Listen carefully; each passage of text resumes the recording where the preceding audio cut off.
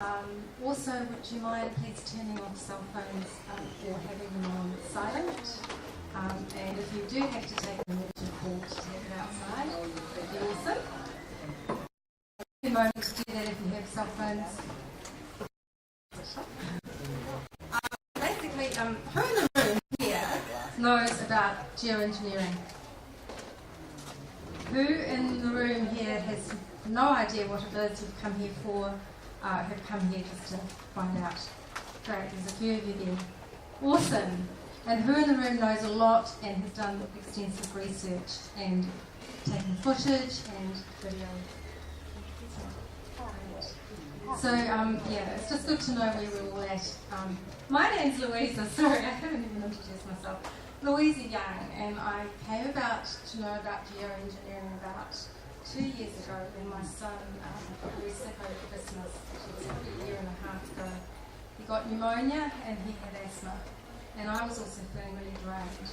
And my niece put me on a geoengineering cover-up Facebook group, and suddenly all these things were coming across my screen, and I'm like, what are these? You know, and I just discounted them actually. I thought they weren't real, they weren't happening. And one day I actually looked up in the sky and saw them over my house, and I went, oh my gosh, they are happening here. And I started to feel quite sick and had a metallic taste in my mouth because I can taste things. And yeah, it was a big shock. But anyway, that's just basically my story. All of us that have organised this meeting, we have similar stories, and we are connected, not because we know each other, but because we all have gone on the same journeys and done the research. And now are members in a group called Chemtrails over New Zealand. We are connected in the sense that, I'll just go my thing here. We want you to know and point out that we do not have an agenda here. We are not greenies or environmentalists. We are just individuals concerned about what is going on, and we want to build a network of people to help spread awareness and to ultimately stop this, because we know it's very serious. I'm going to introduce you to Ray Foxley, who's going to talk, and he's a very good speaker, excellent speaker. And while he's talking, we're going to show you a slideshow of the New Zealand skies and, of course, Nelson skies. So that will flash on your screen so you can see. I haven't looked up a lot. And yeah, so Ray has come from England about 10 years ago. He came out here for fresher, greener pastures. And of course, that's not what he got. He has found a few things that are happening here. But I'd like to introduce you to Ray. Ray. I hope you can hear us so much. Thanks, Louisa. Thank you. Thank you, everyone. It's so nice to see such a great turnout tonight. Appreciate you all coming, being here to a topic that we consider very, very important. And you know, we've got a number of things to go through tonight. We've got quite a long video. I think it's about an hour and 10 minutes, and we've got a ton of questions as well at the end, I believe. But we're just going to go through and. You know, if somebody has got something that needs to be answered or something we has to go through, then just it up and then we can actually go through it. Otherwise, certain questions we'll answer at the end if we've got enough time as well. And ones that we can't answer, we'll endeavour to get back to you and see that your answers are met best that we can. Okay. I haven't seen these photos as well, so as Will goes through them. He's put together a collection. I believe these are over Nelson, Motueka. Now, most people these days, when they see the clouds up in the sky, they just look at the sky and they just think it's normal. They don't think there's anything sinister with the trails that are in the sky. Oh, that's a real shocker, that one there. But shocker. A shocker. That's quite a heavy cloud, but the normal trails that we see, they look very similar to normal vapour trails that an aeroplane will leave behind. But what we've actually found is the trails that are being left behind, which we call persistent contrails. We can't use the word chemtrails because scientists do not recognise the word chemtrails. They associate that with conspiracy theorists. So we have to use the word either geoengineering or persistent contrails. Now, NASA have actually found that these trails last up to 20 hours up in the sky.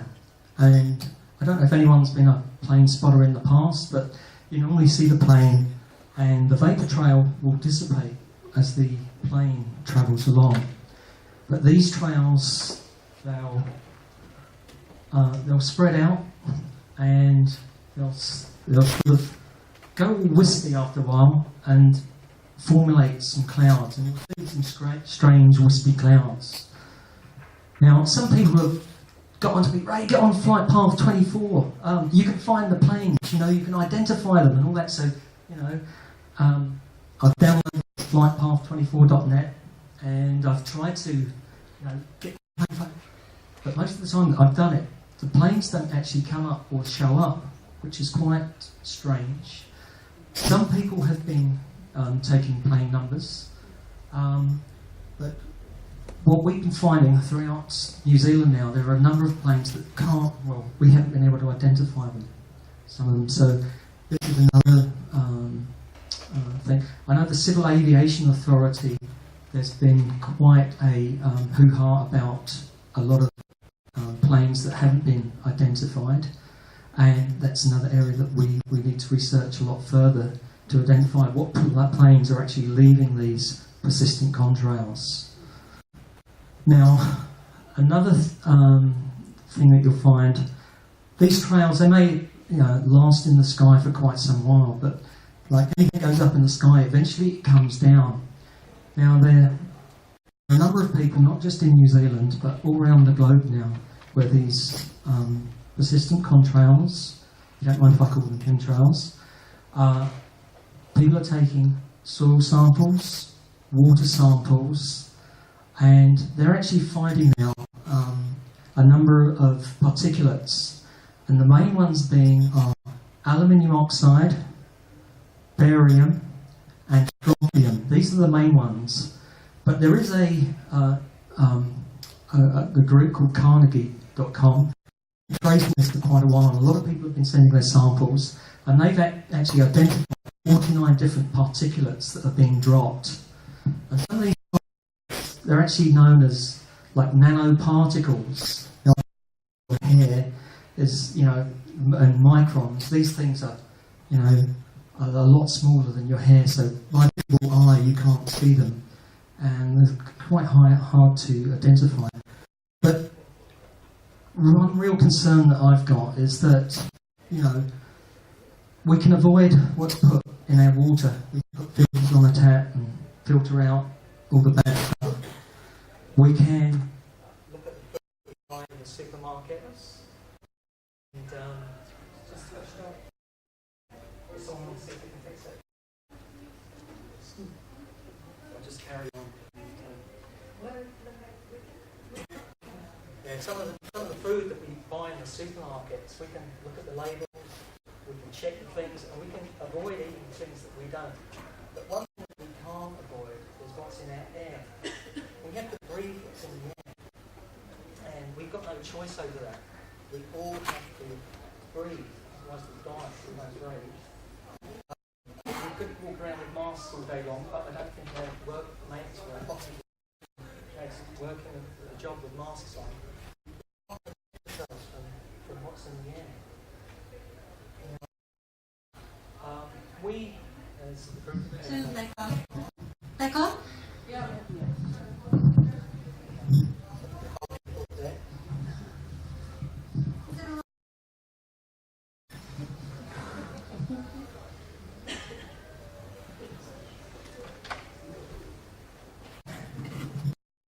Working now. They had to turn the speakers off for some reason. Thank you very much.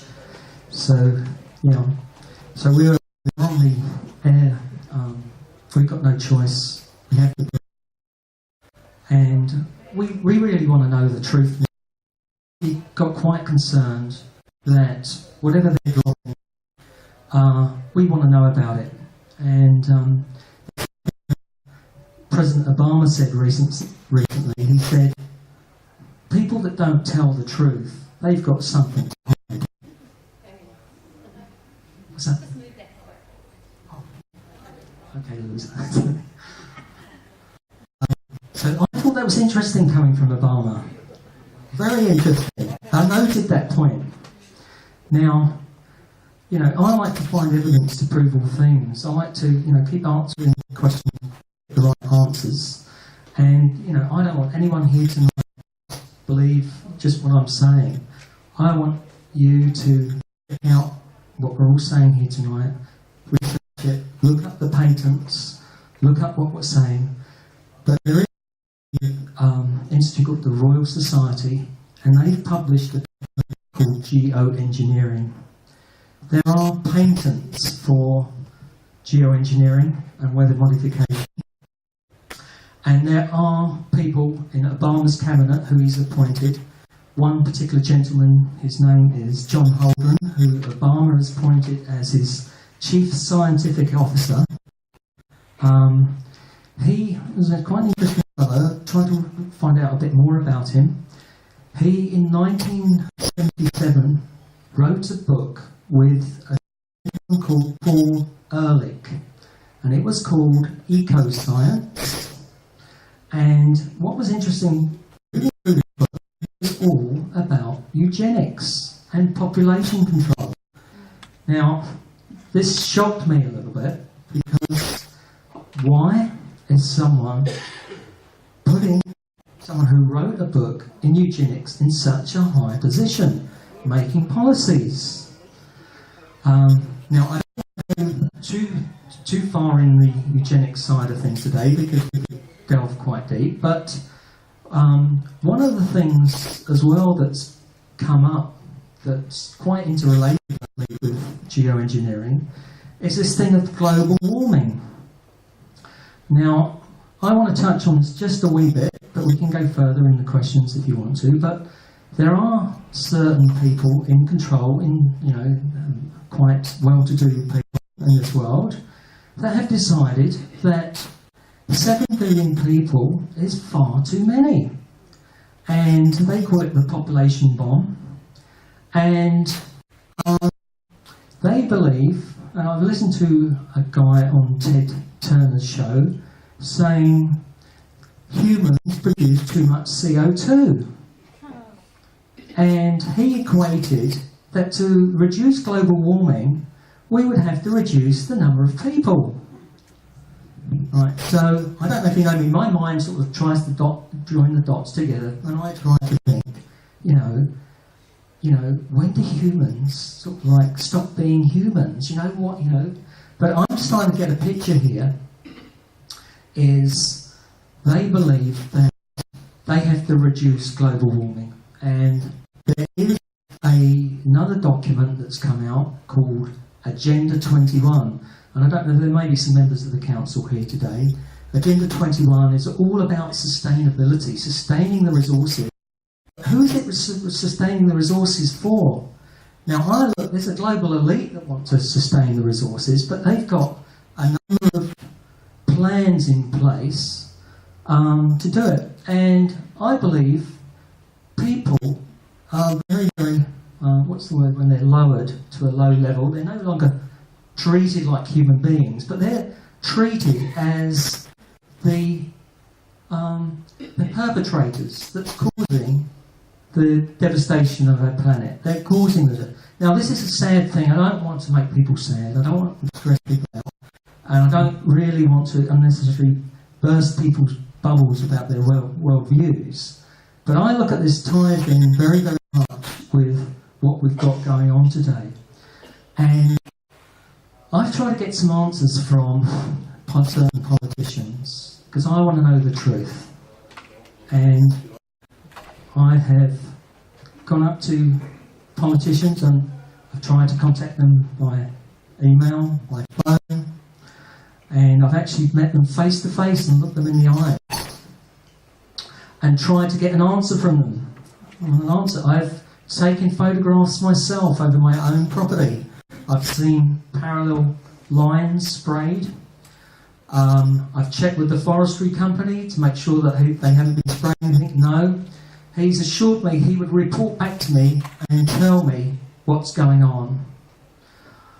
All I have got from my persistent questioning is a blank. We'll report back to you. We'll let you know. We're researching this.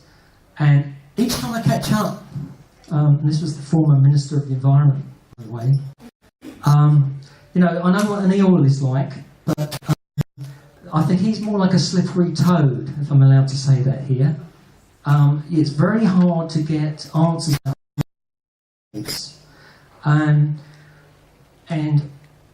what alarms me the most, this geoengineering program has been going on for such a while now. I believe there's been a deliberate effort to conceal this from the public, to play it down, to keep us dumb down, to not question it, to not be concerned about it. Because we can't see any immediate effects of these chemicals upon our health, it doesn't mean to say it's not affecting our health. I know around the world there is a recording of a lot more respiratory illness around.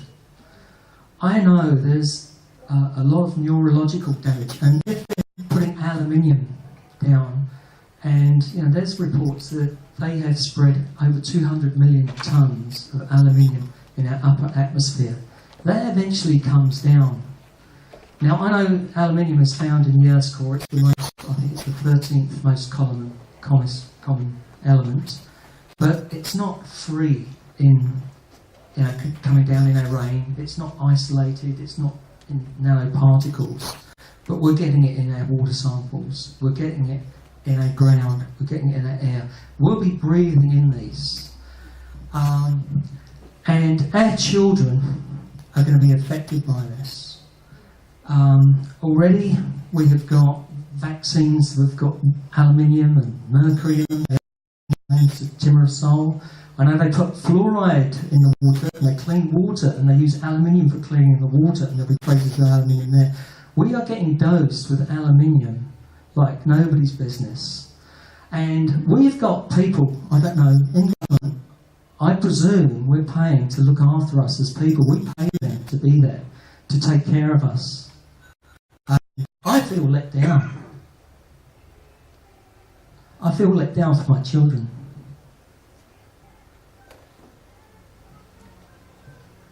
I haven't been seeing but hopefully you've been monitoring them. And what I want you to do is just get a feel of what's going on here. There's patterns, like no, the flight paths you'll find these on are not normal flight paths. They're levels. Now there's one other thing I want to talk to you about. I don't know how much time I've got, but I'm just going to go. There's another thing, it's called HAARP. So if you do a research about it, HAARP, these towers that go up, they're towers. And I don't know if you know, like your microwave oven, if you took your door off your microwave oven and you stood in front of it, you know, you get microwaved, right? But they're actually microwaving our upper atmosphere, and apparently they're charging up these particles. Some of these particles they're putting are polymer fibres, aluminium polymer fibres, and other things they can charge up. We've got certain jet streams that go over our ionosphere. They can push jet streams up and modify where the weather's going, where it rains, where it drops. And I believe they put data markers in place. And there's a great weatherman called Scott Stevens, if you look him up. He's got some good YouTube videos out there, Scott Stevens. He's been monitoring the weather and trying to predict the weather for a long time, what's going on. And took him 3 years to suss out they're modifying the weather. And he's absolutely convinced about it. And just like I am today, I'm convinced it's just hidden from us as much as possible. And, this is a real concern.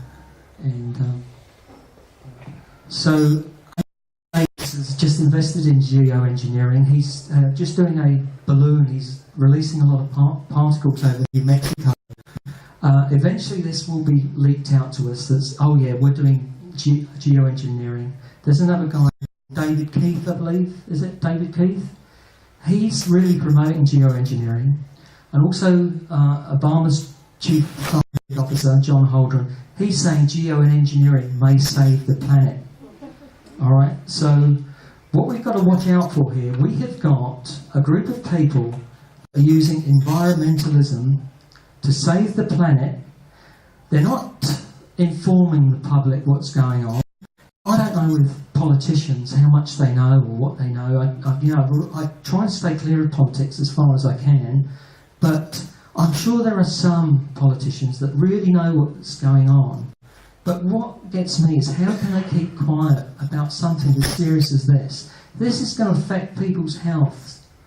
And if I'm right about this harp, what they do with this harp, and I notice, I don't know if you know, there's not cell phone towers going up on big hills anymore, but they're going up in towns every 2 to 3 kilometres apart in cities. And I believe they operate on the same frequency that affects our biology, our brain frequencies. And I believe our brain operates around the 7.84 hertz. That's like makes us quite happy, quite, that's the normal range. At 6.6 hertz, it makes us very depressed. And at about 10.8 hertz, it can make it quite nauseous and quite thing. And this technology, I believe it's been used in Afghanistan, in places like that where it can suppress people's mood that they want to give up. Have you noticed there's a great apathy here in New Zealand at the moment? People just, they can't be bothered. I mean, everyone's struggling just to pay their bills and do the stuff. They haven't got time to look at chemtrails or look at what's going on, or, the GMO foods, and Monsanto's patenting an aluminium-resistant seed crop and a drought-resistant seed crop, and he's buying all the heirloom food. They're putting fluoride in the water, and fluoride transports aluminium across your blood-brain barrier. People haven't got time to do that. They get home, they're tired, they put the TV on, they watch, they watch Coronation Street here. I haven't watched TV for such a long time. But, they mostly go for their flu jabs, and, that's it. But we are, I believe, in a dangerous time. Someone should just tell me if I'm going to... we're in a dangerous time. We've got a serious thing. We've got a lot of things happening in our world, some very serious things going on. And I believe the chemtrails, geoengineering, is just one part of what we're facing. And it's all about control. And we're being controlled. And it's going to be affecting our health. It's going to be affecting our children's health. It's going to be affecting our fertility, our children's fertility. And we want some answers. And just as Obama has said, a person doesn't tell the truth. There's someone who's hiding something. Now, we know there's a geoengineering program. And the Royal Society, we're asking you to look it up, look at the program. We're asking you, there's information at the back, there's patents for all the heart programs. We're asking you to use diligence, look at these things. And if you care about your families, you care about your kids, we are the generation that has to do something to stand up for our children. And if we sit back and do nothing, we've got a dragon to face. And, I keep saying, how do we stop feeding that monster? We've got to stop feeding it. And we're getting together with just a few people at the moment, but we're just working on how we can stop feeding that monster. Anyway, I don't know, I think I've gone over my time. And there's quite a lot to go through tonight. But I've got a lot more to say, and we've got a nice movie, it's coming in. A nice movie, and this is going to hopefully answer a lot more of your questions. And then at the end, if you've got some more, you just fire away, because we want to answer them as much as we can. Because we're passionate to get this out and people to know the truth. We want people to know the truth, and we're going to look at those counsellors and people, MPs and whoever it is that's supposed to be looking after us, and we're going to ask them to find out. We want to know the truth. We're the taxpayers. We put you in that office to be serving us as the people. We want you to do your jobs. We don't want you to sell out to the corporate companies like Monsanto and these corporate scientists that buy up the scientific companies and shout us people down. We are people. We've got a right to breathe clean air. And we've got a right for clean food and clean water. And we want to be protected. There, thank you for listening to me. Thank you. Thank you.